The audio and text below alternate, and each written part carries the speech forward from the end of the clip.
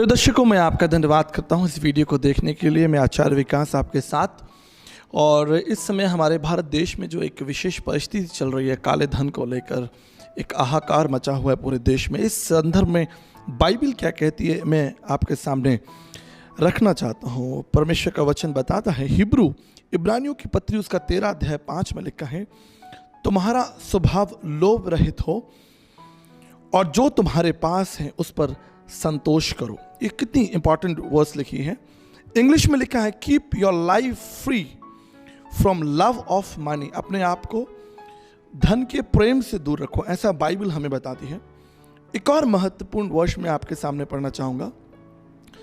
पहला तीमुथियुस उसका 6 अध्याय और 10 के अनुसार लिखा है, क्योंकि रुपयों का लोभ, धन का लोभ, रुपयों का लोभ जो है वो सब प्रकार की बुराई का जड़ है।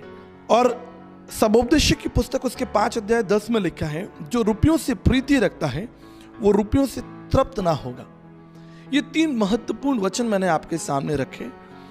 और हम देखते हैं कि हमारे देश में इस समय जो हाहाकार मचा हुआ है, ये कोई नई बात नहीं है। पवित्र शास्त्र बाइबल में लूका की इंजिल उसका 19 अध्याय में जक्कई नाम का एक व्यक्ति था जो चीफ टैक्स कलेक्टर था, और वो पेड़ पर चढ़ जाता है। कहानी आपको पता है।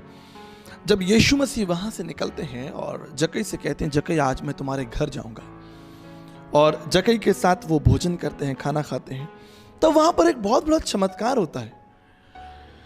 लिखा है कि जक्कई खड़े होकर कहता है कि प्रभु देख, मैं अपनी आधी संपत्ति कंगालों को दे देता हूं, और अगर किसी के साथ कुछ अन्याय करके लिया है तो चौगुना फेर देता हूं।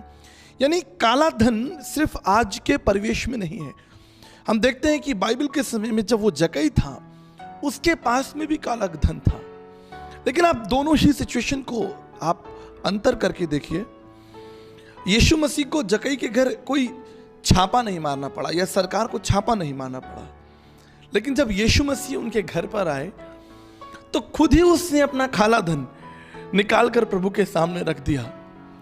क्योंकि बाइबल कहती है, तुम्हारे मन के नए हो जाने से, मैं विश्वास करता हूं कि दबाव डालकर, प्रेशर डालकर आप किसी के मन को नहीं बदल सकते।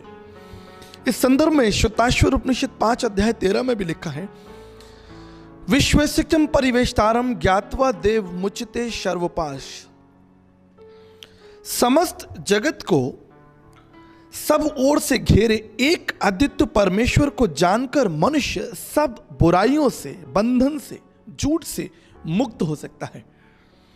तो मैं विश्वास करता हूं हमारे देश में जो फैसला लिया गया है, ये एक साहसिक फैसला है। लेकिन प्रश्न ये उठता है, जब तक मनुष्य नहीं बदलेगा, मन नहीं बदलेगा, नोट बदल दिए ठीक है, पता नहीं इसका रिजल्ट क्या निकलेगा, लेकिन जब तक मनुष्य का मन नहीं बदलेगा, भ्रष्टाचार का या बुराई का अंत नहीं हो सकता।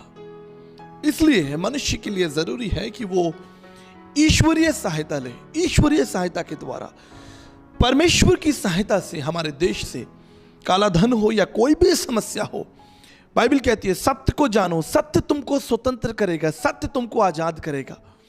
जब सत्य, यीशु मसीह जक्कई के घर गए, देखिए जक्कई अपना काला धन प्रभु के सामने ले आया और वो उस बुराई से आजाद हो गया, उसका जीवन बदल गया। तो मैं विश्वास करता हूं कि हमारे देश की एक बहुत बड़ी आवश्यकता है, वो है प्रभु यीशु मसीह।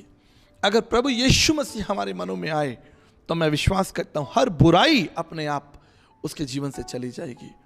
हम सब मिलकर भारत देश के लिए प्रार्थना करें इस कठिन परिस्थिति में, और अपने देश का साथ निभाएं।